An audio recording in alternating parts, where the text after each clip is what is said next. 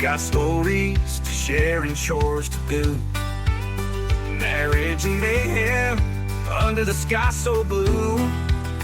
Welcome to the good life, we'll pull you through. Rural roots in cowboy boots, laughter and love where the dirt runs deep. It may fly, but the bond won't break. Welcome to the good life. So, apparently, we're the talk of the town. Yep, people are stopping us everywhere. Hey, I heard your podcast. It's a little surreal. When we first hit record, we weren't sure what folks would think. It felt like a risk, opening up our lives, our marriage, and our thoughts on everything, from meat policy to raising kids. But the response has been overwhelmingly positive. And if you're listening now, thank you. We're not doing this to be experts. We're doing this to be real. Our hope is that by letting you into our world, it gives people room to reflect on their own lives too. Not to critique ours, but to connect and maybe even grow. So with that, let's jump in. Today's episode is a mix of Africa, apartment moving, USDA acronyms, and yes, school car lines. Let's go. So, 10 years ago, Amy went to Africa. It wasn't for a safari. It was an adventure for the family at the house. But anyhow, she went to Africa, Uganda, to work on with farmers. And so tell them about the experience and what was all involved. So 10 years ago, I was given the opportunity through American Agri-Women, which is a great organization for any woman in agriculture, and Catholic Relief Services and USAID. It was a partnership between all three organizations to go to Africa, and I was able to teach about agribusiness, pathway agribusiness, and just really about how these farmers and food producers in these remote parts of Uganda can actually make money. Mm-hmm. In Uganda. In Uganda, yes. Right. Yeah. And so when you got over there, so kind of back on up, you were to teach agribusiness. So cash flow, balance sheets. Absolutely. These people truly did they not. They don't have nothing. They didn't understand. They didn't understand how to determine if they had made a profit or Right. if they had lost money. They didn't understand even, like, they were still scattering seeds. Right. They didn't understand how to plant seeds in a row and like how that could affect their efficiency and their output. Right. And so it was just such a great experience for me. It was a challenging experience, Right. but it was also a great experience because I was able to go into some of the most remote places. I stayed in a town called Chiboga, which was great, but I had drivers that would take me out, sometimes By yourself. By myself. I was completely alone. This was not like a group mission trip. This was Amy alone in Africa. Right. And people would walk for, 2 or 3 days to get to like the remote church that was like 2 or 3 hours away from where I was, Right. just to come and hear me talk. Right. And like you're having to hear me talk for like nothing. But if I remember correctly, like you were there for world peace. Yes. Except for at the hotel where they're watching wrestling. Yes, that's a great. Yeah. You ruined their day. I did. Oh my goodness. These were some of the greatest people, and, Right. and thanks to social media, we still stay in touch with them. Right. But I never forget. Like I felt like I was doing such a good thing, and they were, making a difference. And in the hotel restaurant, if you will, and again I use all of these terms very loosely. they had one TV and they were watching wrestling on the TV. And I mean, like, people would just pull around their chairs and like they were cheering and clapping. And I remember, like, I broke their heart because I looked at them and I was like, you know, that's not real, right? And they were so devastated to think that, like, Hulk Hogan and like all of those people really don't hit each other over the head with real chairs all the time and like jump and smash and all of those things. So you just don't kill my buzz. You're a worldwide buzz killer. I'm a worldwide buzz killer. I can agree with that. So, but now also while you're over there was another observation that you had, and that was all these companies. And you know, these major companies, ag companies, and then all these countries were scattering around the countryside too. Yeah, right? and again, keep in mind this was 10 years ago, and I came back from that trip, and one of the things that I told my family and everybody that was very concerning to me was I was blessed to go into, I mean, when I tell you remote places, I have pictures on my camera, on my cell phone, of where I would do selfies with children, and they had never seen themselves. They didn't have mirrors. They did not even know what they looked like, so much less how to kind of judge themselves against anything else. But in these communities that were so remote and so far away, there were a lot of international and, quite honestly, a lot of Chinese companies that were there even 10 years ago, that while I'm trying to work and explain and help them make a profit and make a living and support their families, there were companies that were trying to say, sell us your land. Let us buy your land because we can make you rich instantaneously. And I just remember leaving the country, the continent, and literally just thinking to myself how scary that was happening over there, into such an undeveloped area. Right, because they don't know. Like they really truly don't know, and you wave a little green in front of them, because their lives better. Because I mean, I remember George. Right. George came over and we, you know, and then he interacted with us. And there's only a couple miles of paved highway, and that's in front of the palace. Right. Everything else is dirt road. There's no steady state of power. Like, there's no infrastructure. And you wave a little green in front of them to say, I'm going to make your life better. They're going to take it, but they don't know what the value is. Right. Yeah. Even like we have, you know, I mean, we could sit here all day long and like critique the American education system and all of those things. But those parents, especially over there, understand the value of education. And it costs them money to send their child to school.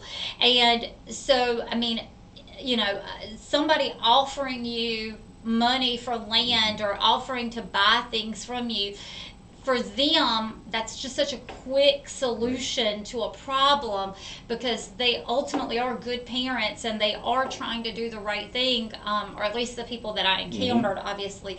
But, you know, they don't have any kind of infrastructure. I have said repeatedly over the years that what those people felt like to me was they felt invisible. And I have been committed for the past 10 years to kind of share their stories, just because they may not be able to have, you know, the opportunity to share, but I wanted to make sure that they were not invisible. You know, and we're bringing this up now because there was a word that we use that's big right now in the political world, is USAID. Right?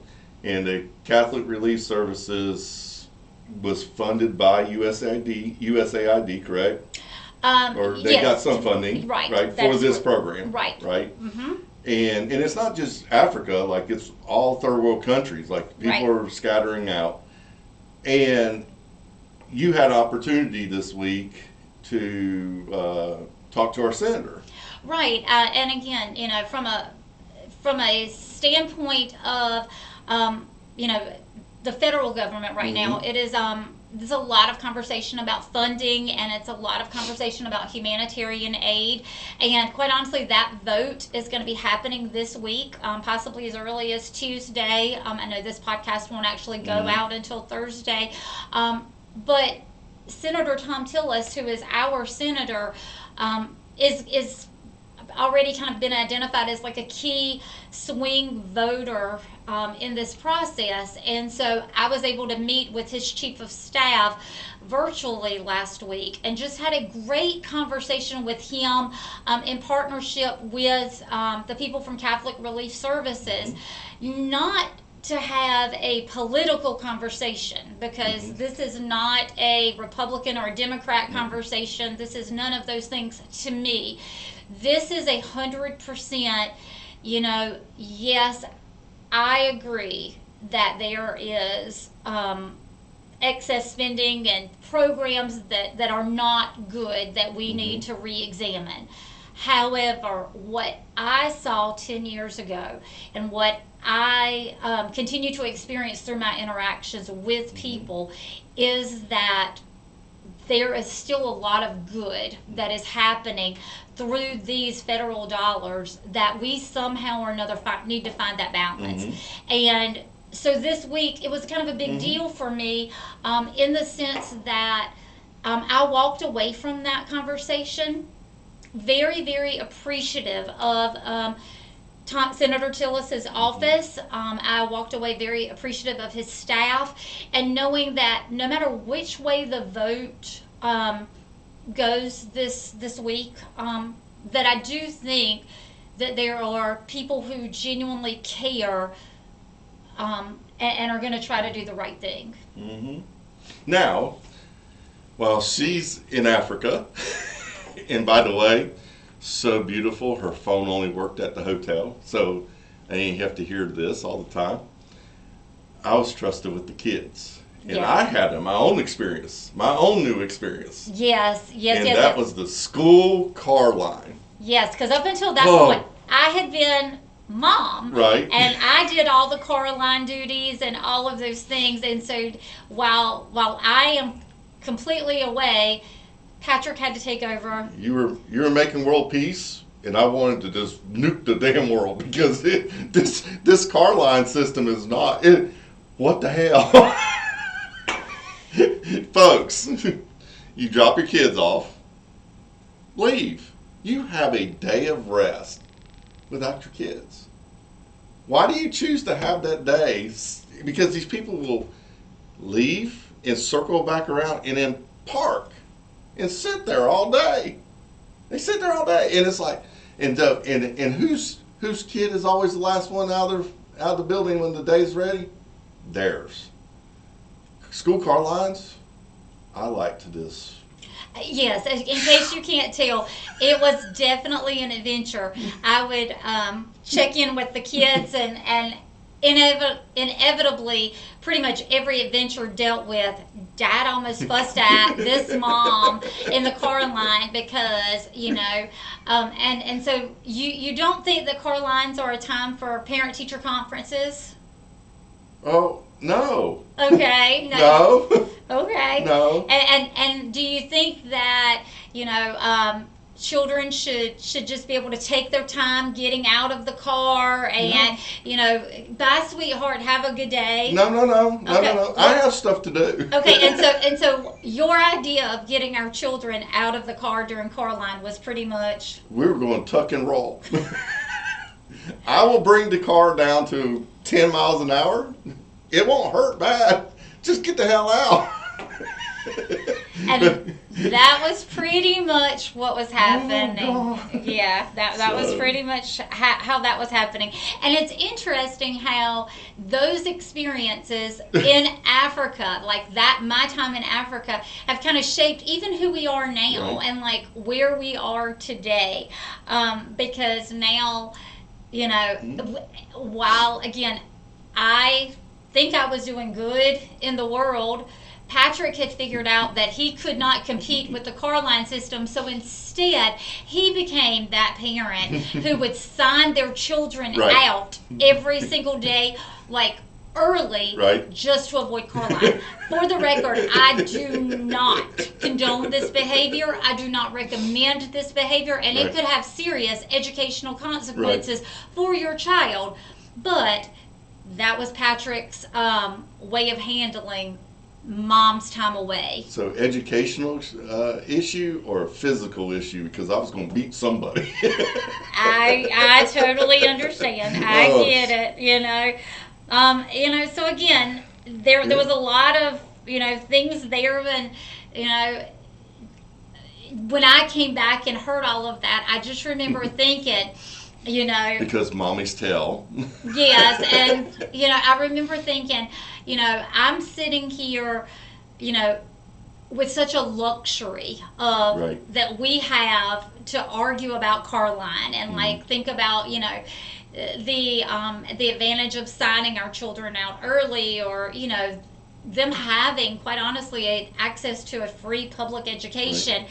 And I had just come away from families who were sacrificing everything just to teach their children basic skills. And so we had very different experiences during that time, but I definitely think that it made us, even though it was 10 years ago, it's still kind of relevant to who we are Right. today. Right. So, anyhow, shout out to Amy in Africa and Catholic Relief Services, and to Congress, who's trying to make some really tough decisions this week. Absolutely, absolutely. And again, I will say this too, regardless of what side you feel on all of this, because again, this is not a Right. political partisan issue, I do think that everybody needs to be involved in this conversation, because one of the things that we learned in this was that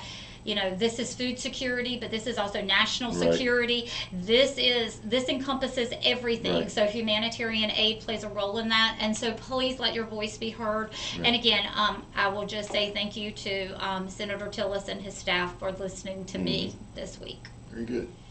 So not only did Africa kind of change our views on some international policies and things like that, we've also had a lot of conversations this week Right. about U.S. policies and some of the things that are happening there. Right. And quite honestly, Patrick, you've got a little bit of beef with the system. Little bit. Yeah. It's great. So yeah, I'm sorry. So Huh? if you've ever wondered like where your state comes from and why it's not clearly labeled, there's some reasons for that, right? Right. Okay, so like break this down for people who may not understand why. First of all, before we get into the why this matters to everybody. Right. So why does it matter? Well, it matters because we don't have a clear understanding of where our meat originated from, who touched it, what inspections happened. Like the food safety side of things, like is a big issue, right? And so, for example, this was a shirt that the Asheboro FFA, Asheboro Zoo FFA, right? So where was this shirt made? I would assume that this was made in Asheboro, right? Right? No. Because like it's got the Right. FFA on the back and Asheboro Zoo on the front. Right. So like this is an Asheboro shirt. Right. No. The shirt originated in Malaysia. Okay. Okay? But there's a law that says that you must maintain the origination of everything that comes into this country unless it has been substantially transformed. And printing a shirt doesn't meet that definition of substantial transformation. Okay, let me make sure I'm understanding. Okay, so the law says that shirt, Right. because we're talking about the shirt as a whole, that shirt was a shirt when it left Malaysia, Mhm. and now it is still a shirt, Right. And so the label of Malaysia is still on the inside of that shirt, Right. even though it was obviously touched by a screen printer somewhere in near Ashboro. Right. Okay. Right. All right. So why does that matter, and how does that equate to our food system? Well, at some point in time, a couple of years ago, a couple decades ago, the USDA did a policy guidance. And the policy guidance said if you cut or you rebox or you trim, anything that you do in a processing facility in the United States, that they believe that it was substantially transformed. Okay, so the USDA has said, the U.S. Department of Agriculture, Right. has issued in a policy guideline. I'm Right. breaking this down. That if I cut or do anything else, then I have touched that product, Right. and now that has changed the makeup of our T-shirt. Right. Okay, right? Right. Okay, all right. If we're taking Right. meat and T-shirts, all right. Right. So now keep going. But the law doesn't say that. The The law. law says that it must be substantially transformed. It must change its name, its use, or its character. By trimming it, reboxing it, repackaging it, that doesn't change its name and use or character. Just like our textiles, by printing on a shirt, it must still have the origination of where this shirt started from. And so it leads not a country of origin issue, it's a country of confusion issue.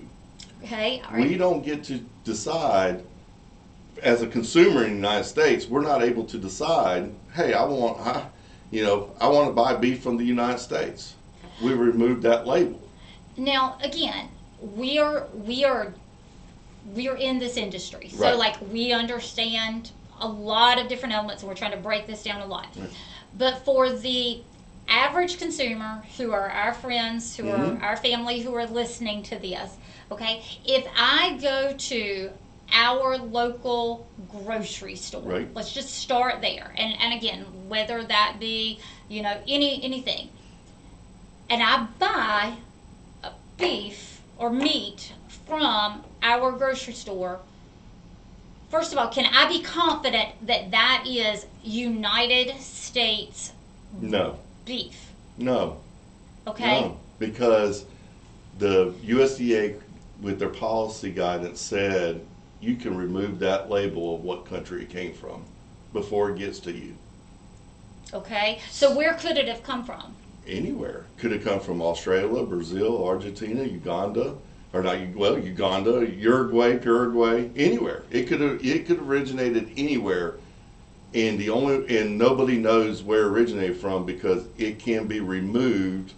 The label can be removed and is being removed when it comes into the United States. But for some reason, the textiles still have to, the automotives have to, everybody has to, but by policy guidance, not by law.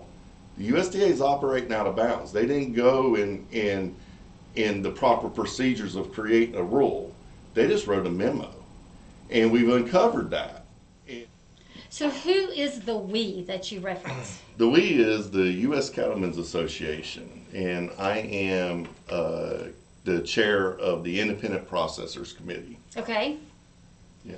All right. So what is, let's go back into U.S. Cattlemen's Association. Tell me a little bit about them and who they are as an organization. Yeah. So we're a grassroots organization across the United States of independent cattle producers, Okay. made up of all types, cow-calf, stockers, breeding stock folks, everybody. And we are focusing on policies that are affecting our bottom line and trying to make change to bring more revenue into the U.S. cattle industry. To the U.S. cattle industry. Right. So that is 100% what the United U.S. Cattlemen's Association is focused on, and Right. what your allegiance is to, Right. is to the United States cattle. Okay. Now, how does that differ from some of the other organizations that may be out there? Right. So the big difference is that we don't have multinational companies that are members. Okay. We don't have. We have packers. You know, we're involved, but we're independent packers. We're family owned operations. We don't have corporate operations that are in any of these other areas. Like, we're just family ranchers that are across the United States. Okay, so we've got the United States Cattlemen's Association, which is saying for the United States farming families Right. that are affected in Mhm. this industry, that labeling and knowing that it is American beef and that where this whole product comes from, where it comes from matters. It does. Okay. It matters. Okay. It matters for the consumer in the sense of being transparent and having confidence in that you're buying what you want to buy for your family and not hiding behind removing these labels. And if and we're not, you know, the fun part about this is it's not a new law. This has been on the books for decades. We're not asking for a new law. We're just saying we need to be honoring the law that had already been passed, the rules that Congress had passed. Honor those rules, and that rule says that the label has to, of where it came from, has to remain with the product unless it has totally changed what it originally was. Okay, so again, if we are embedded in the industry, a lot of Mhm. people are not, but a lot of people that we know and love want to support the American rancher, Right. the American farmer. So that being said, they probably have never heard of substantial transformation, but they might have heard of MCOOL or Right. country of origin labeling. How does this differ from MCOOL or country of origin labeling?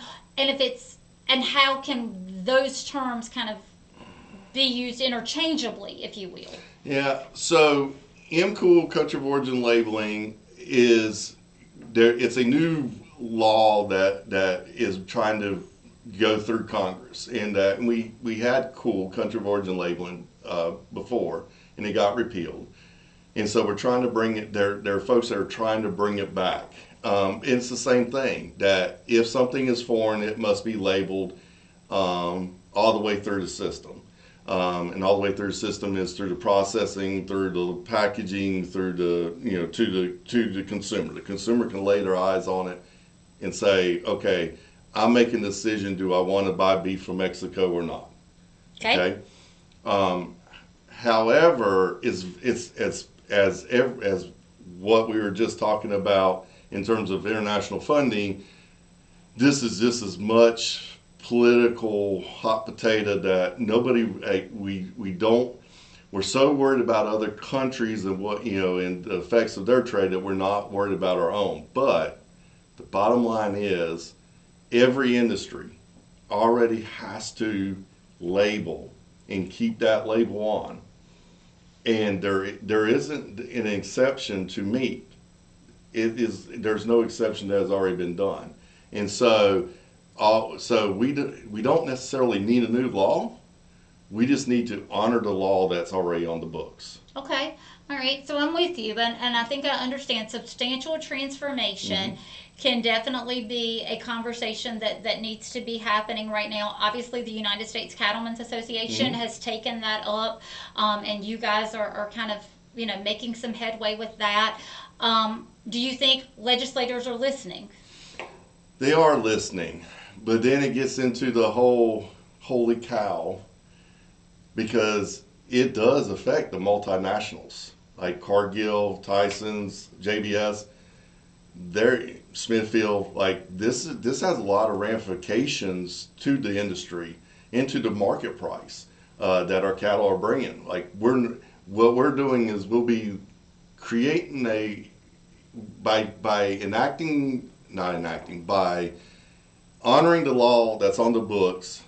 People will make the decision not to buy foreign meat because they will be able to know which then would drive up the revenue for U.S. producers and would drive down the revenue for the other countries. Okay, so we're going to kind of summarize this just a little bit because this is a big, Yes. big issue. But just to kind of throw this out here because I want to make sure, people talk about, the world population and that we've got to feed the world and all of this. And let's just be very clear, you worked on a feedlot in, and dealt with foreign, exports and things like that when we first got married. And so, quite honestly, in this particular conversation, it is, I think I'm fair in saying that our concern is not with Tyson's or Cargill or even JBS or any of those companies per se, as much as it is just we don't have to be against a company to be for the American rancher. That's correct. Okay? And so, again, as this conversation kind of unfolds, making sure that the consumer understands that all we are advocating for in this is just a choice. Right. A choice to buy what is important to you. And if supporting American ranchers is important to you, then the substantial transformation conversation could be important. However, again, if, we definitely see and understand and are not trying to say this is a either or conversation, this is just advocating for. Yeah, and on the flip, so not only is it a consumer transparency, producer or consumer purchasing confidence, it also is don't pit the U.S. cattle market price against the market price in Brazil or in Mexico. We don't need to devalue what we're doing. We don't need to be pitted against one another. And so that's where it's coming from both sides. Okay. So again, this is a heavy Right. topic, and again, we understand people are going to have lots of questions because I have lots of questions Right. about it some days, but I think the end goal is just to kind of introduce this topic and Right. let's start having the conversation. Right. So again, this has been kind of a heavy Right. issue. Like for people who are used to hearing us banter back and forth, that was heavy. And again, I get it. So Let's go. we're not just talking about international stuff. We're not just talking about policy. Our week also has kind of been about moving our kid again. And I say again because as anybody with young adult children know, that first college move-in, that first move-in out of home, like that's heartbreaking, right? Like, and you buy all the things. And people talk about that. Right. But nobody talks about the move the next year, and the next year, and the next year, and now the next year. And so we thought that we were experts at moving. We should be, because we have our daughter who already's gone through her undergrad and went through master's program, right? Yeah, we even moved her to Alabama. Right. Right? And then we moved her back to Raleigh. Right. And then, so like we've moved. But now we're in move number 4. Your son's killing me. We're moving into, we just finished up this week, move in 4 with our son. He's killing me. He's killing you. Tell me why. Because, so our daughter was great. When it was time to move in or move out, she'd have everything boxed up, sitting at the door. Like, you didn't even have to step into wherever her domicile was. It was literally open the door and start chunking crap, and then come back, move to the next spot, just drop it off, and leave. And she'd take care of it. Our son is sitting there wondering why he had a clipboard. And what was that clipboard for? And does he need the clipboard anymore? And Had he neatly folded anything? Had he? No, nothing's. You bought more hangers, but the clothes that we moved him to the apartment with had hangers. Where did the hangers go? and oh gosh, the bottle of hand soap. Okay. Yes. All right. So tell the story of the bottle of hand soap. And again, 4 years ago, my bride bought this bottle of hand soap. And the reason why we know it's the same bottle is because it was a unique company name and unique, like, smell, right? Right. He still hasn't used all of the soap. I picked the stupid bottle up again 4 years later. Your son's killing me. And it moved with him. Now, in his defense, there have definitely been other roommates and other soap bottles that have been used along the years. We're hopeful. But again, it has been, picking up. And so while you guys were moving him out of his old apartment, I was tasked with setting up his new room. And he made a comment to me, and he said, "Mom, I think everything in there is clean. I'm not real sure." And so he said, "Just hang it up and I'll smell it later." True words. True words. So luckily, while you guys were doing the thing that you guys were doing, I decided that, you know what, like, we were just going to go ahead and solve that problem. And so all of my sweet baby boy's clothes got re-washed, re-hung up, and everything is good. You know, and I pondered something. Because you say those words, my sweet baby boy. He is. He is, right? He's your sweet baby boy. And what I pondered is, while I have ruined our daughter's future husband's ability to be successful in marriage, you're ruining his future wife's ability to be successful in marriage. Oh, no. Yes. No. Because mommy washes his clothes. Oh, no. Why do you wash his clothes? No. And how many daggone trash cans do I have to buy? Because I can tell you that he doesn't use the daggone trash bag, the trash can we bought for him last year. So, again, here is what I know. Here's what I know. Kill me. Okay, I know. And he knows. He definitely knows that I am going to be his advocate and be his friend and be all of those things to a point. But when he is wrong and when I have lost my cool, he knows. And he knows my boundaries. And he tiptoes very, very well at that. And so I assure you, again, any future wives, any future girlfriends, any of those things, I hope they know that I will not be that problem. But yes, so we have done in total, nine moves with our children. Yep. And yesterday we still ended up where? At Target. At Target. And listen, and here's what I've learned, and that's what I told our son to do. Just shut up, let mama put what she wants into the cart. I'm going to kindly hand over my debit card. I'm going to try to get my Target circle points, but I'm going to kindly hand, and because he doesn't need the things that you think he needs. And I hear that, and I believe you. He doesn't. But I will say. And after all that you bought, you still forgot toilet paper. Again, he's grown. He can go get some things himself. These were the things that Mama wanted him to have.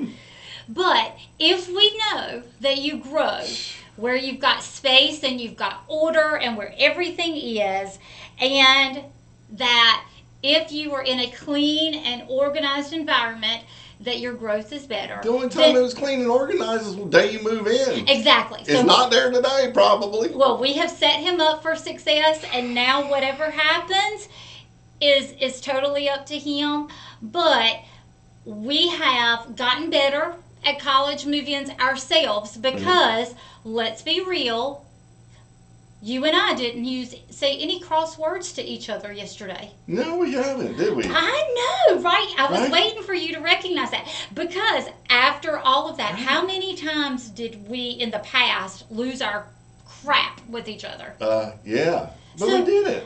Right. So see, I was waiting for this moment to just point that up. So yes. So even if Interesting. our children have not gotten better, you and I have gotten better. Or are we just dang tired?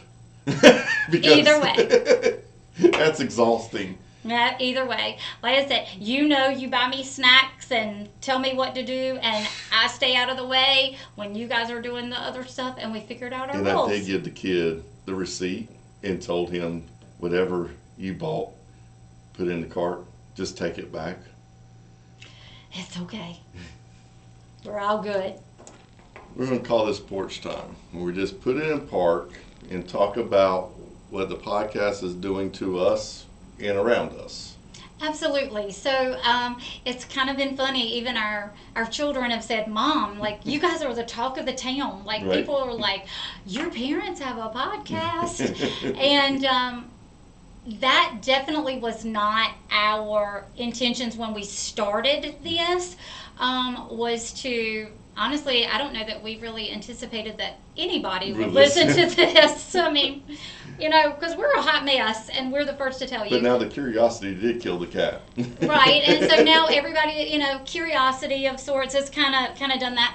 But not only have people been positive, and that Right. is people that are friends of ours, and people that are new, that are coming up to us, on the street, if you will. But one of the things that has been really interesting is the really serious, heavy conversations that this podcast has kind of opened up for us. Right. For example, we had a very dear friend who passed away very unexpectedly, and we were at the funeral, and another friend of ours was like, "Thank you for doing this podcast. Thank you. We love it because you make us not feel like we're so bad." Our dysfunction is normal. Exactly. And I even was able to have a conversation with a young mom Right. this week who is really struggling to parent her child and feeling overwhelmed, and just, obviously she's a great mom, because if you're not, you don't care what your kids do, and she obviously is very concerned.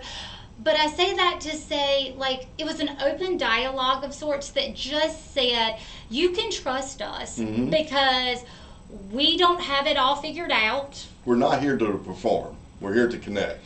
Absolutely. Right. Absolutely.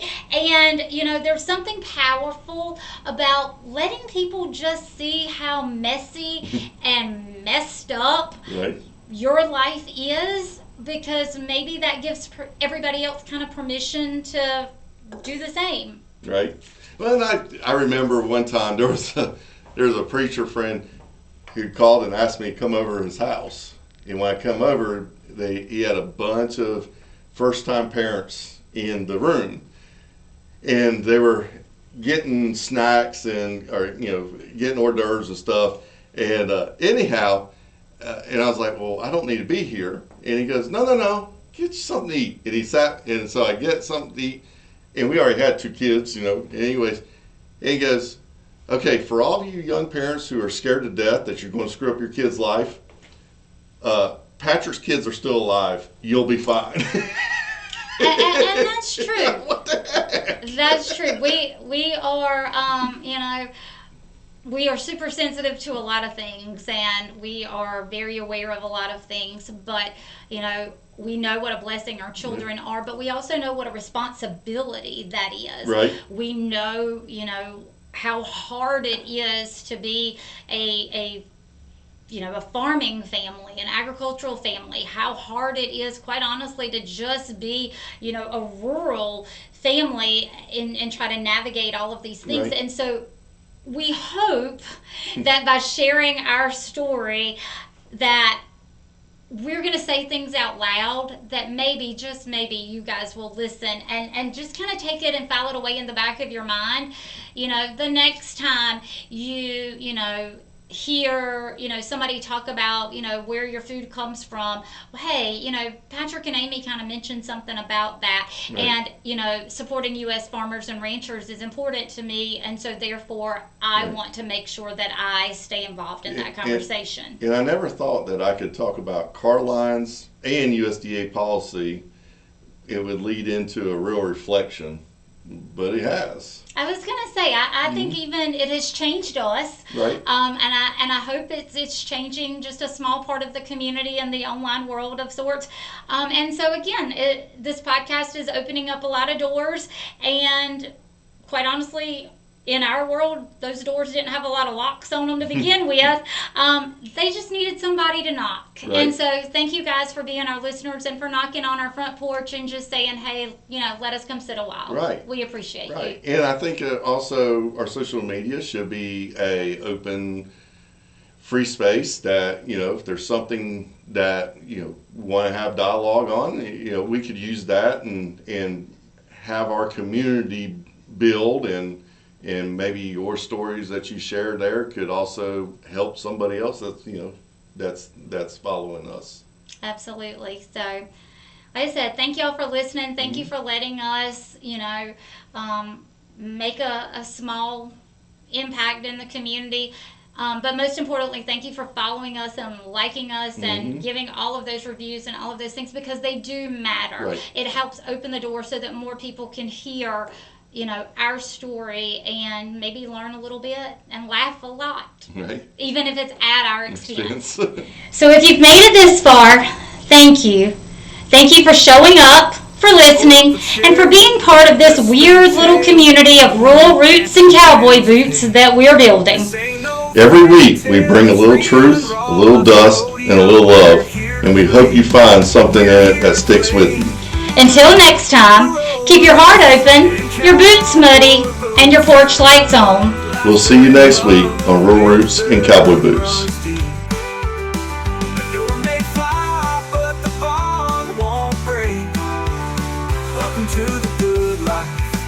It's ours to keep.